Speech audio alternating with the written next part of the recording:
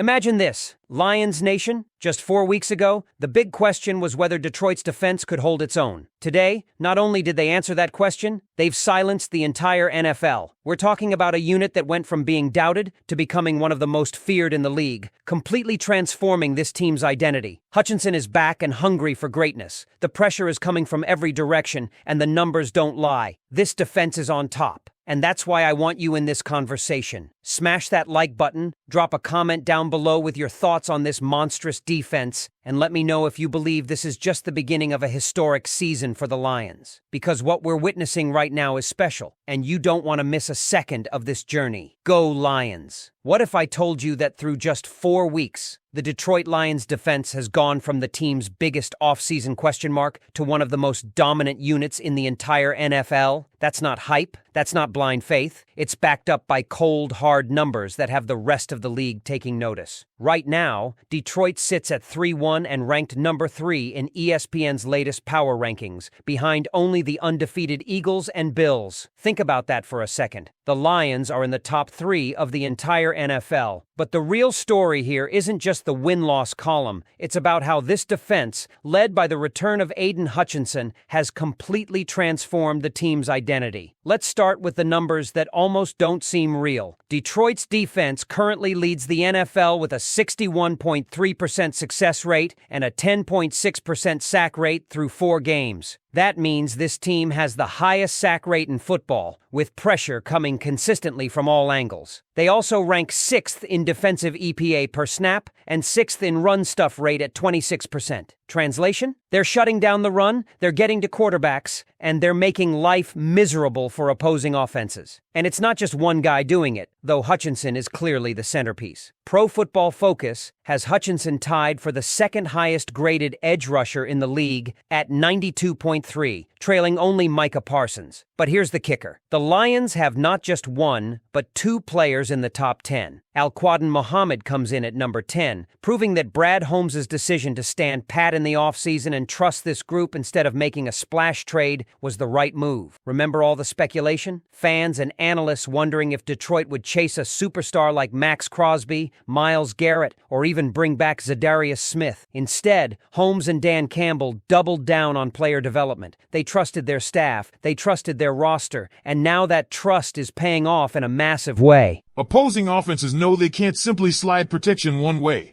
If they key on Hutchinson, someone else is winning their one-on-one battle. That's the blueprint, and it's working. And let's not gloss over Hutchinson's impact. He's not just back, he's dominating. 5 sacks in 4 games, 23 total pressures, 14 hurries for quarterback hits, and even a strip sack thrown in there for good measure. In back-to-back weeks, he's posted multi-sack performances, looking every bit like the Defensive Player of the Year candidate he was becoming before that devastating leg injury in Dallas last season. The energy shifts when he's on the field. Opposing quarterbacks feel it, offensive coordinators are forced to adjust for it, and suddenly the rest of the Lions' front 7 gets to feast. That dominance is coming at the perfect time, because the Lions' next opponent, the Cincinnati Bengals, are in absolute free fall. In the last 2 weeks alone, they've been outscored 76-13, losing 48-10 to Minnesota and then 28-3 to Denver. Their offensive line is a disaster. Their run game ranks dead last in yards per carry at just 2.6, and with Joe Burrow out following toe surgery,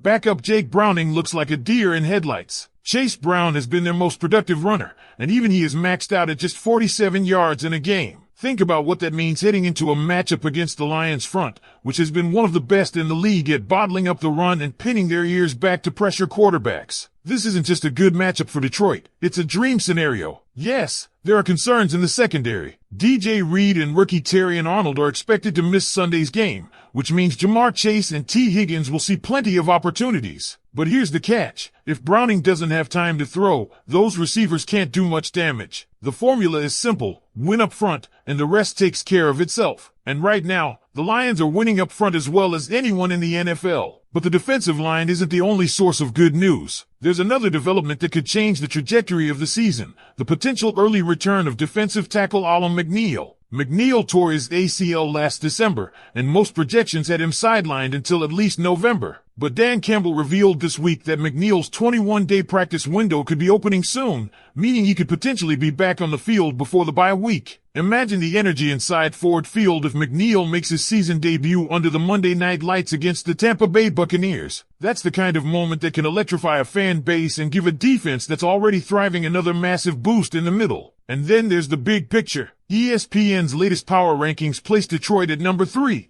behind only Philadelphia and Buffalo. Ahead of the Rams, ahead of the Chargers, ahead of Kansas City, Tampa, and Green Bay. Think about where this franchise was just a few years ago compared to now. The Lions aren't just competing, they're being recognized nationally as one of the top teams in football. Sure, there are areas to clean up. The offense has been inconsistent at times, with Jared Goff and Jameson Williams struggling to connect despite Goff targeting him 8 times last week. But these are good problems to have when you're 3-1, sitting near the top of the NFL, and knowing that your defense is giving you a chance to win every single Sunday. So here's where it all comes together. A defense that has gone from a liability to a strength, a superstar in Aiden Hutchinson playing the best football of his career, the possibility of Alan McNeil returning sooner than expected, and a matchup this week against a Bengals team in complete disarray. The Lions have a real opportunity to keep building momentum, to prove that their top 3 ranking isn't just for show, and to cement themselves as a legitimate contender in the NFC. But now it's your turn. Lions fans, what do you think? Is this defense for real, or do you think it's too early to crown them as one of the league's best? And how much of a difference will Aiden Hutchinson make over the course of the season if he continues this pace? Drop your thoughts in the comments. I want to hear if you believe this defense has the power to carry Detroit to something truly special this year. And here's where things get even more fascinating.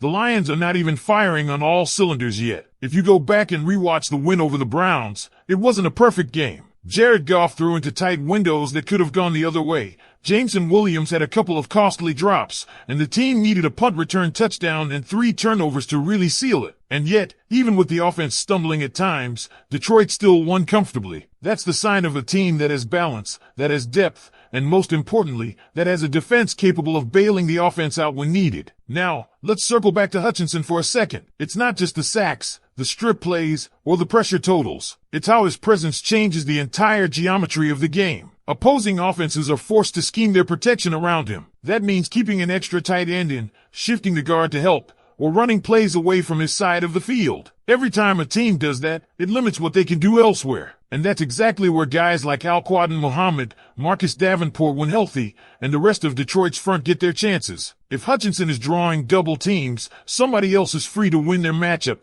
And so far this season, they've been doing it consistently. You know who else deserves some credit here? Aaron Glenn. After so much offseason noise about whether he would stick around or take another job, the Lions made the decision to elevate Kelvin Shepard to defensive coordinator. Many wondered if that would set the team back. Instead, the defense looks sharper, faster, and more aggressive. That's not by accident. That's the result of a staff that knows how to coach, knows how to prepare, and knows how to maximize talent. But here's a warning. As dominant as Detroit's pass rush has been, it hasn't always come against elite offensive lines. Chicago in Week 2? That line is a mess. Cleveland in Week 4? They were missing both starting tackles in Darnell Wright and Jack Conklin. Even so, dominance is dominance. You don't rack up 23 quarterback pressures in 4 games by accident, and you don't land 2 players in the PFF top 10 without bringing real heat. What this defense is doing right now is sustainable, and it's only going to get scarier once McNeil returns and plugs the middle. Speaking of Cincinnati again, this matchup feels almost unfair. The Bengals have already given up a ridiculous number of sacks this season,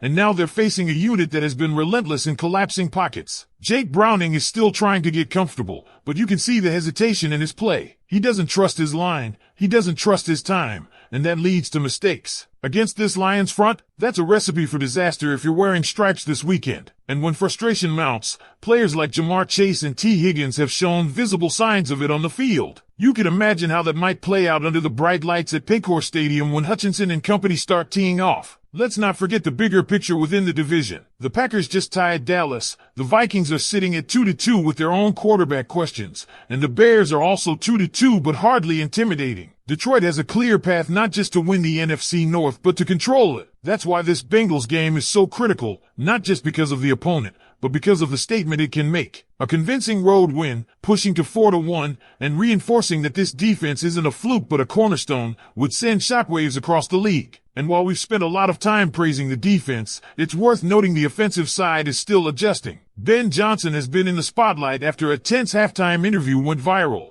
showing a sharper edge to his personality. Jared Goff has been steady, if not spectacular, and the running game continues to complement what Detroit wants to do. But until Jameson Williams becomes the deep threat he was drafted to be, there's a sense that the offense still has another gear to find. And when they do, that's when this team becomes truly terrifying. So where does that leave us? The Lions are not perfect, but they're powerful. They're resilient. They've built a defensive identity that commands respect, and they're climbing the national conversation with every win. This is no longer the same old Lions. This is a team that walks into every stadium expecting to win. A team that now forces other coaches to game plan around them, not the other way around. A team that is proving week by week that it belongs in the top tier of the NFL. But now I want to throw it back to you, the fans who live and breathe this team every week. Do you think this defense has the makings of something historic, something that could carry Detroit deep into the playoffs? And how confident are you that the offense will catch up to the defense's level and make the Lions the complete team we all know they can be? Share your thoughts in the comments. I want to hear if you believe this season could be the one where Detroit truly breaks through and shocks the NFL. Here's the part that might be the most exciting for Lions fans, the sense that this team hasn't even peaked yet. For weeks in, they're sitting at 3-1,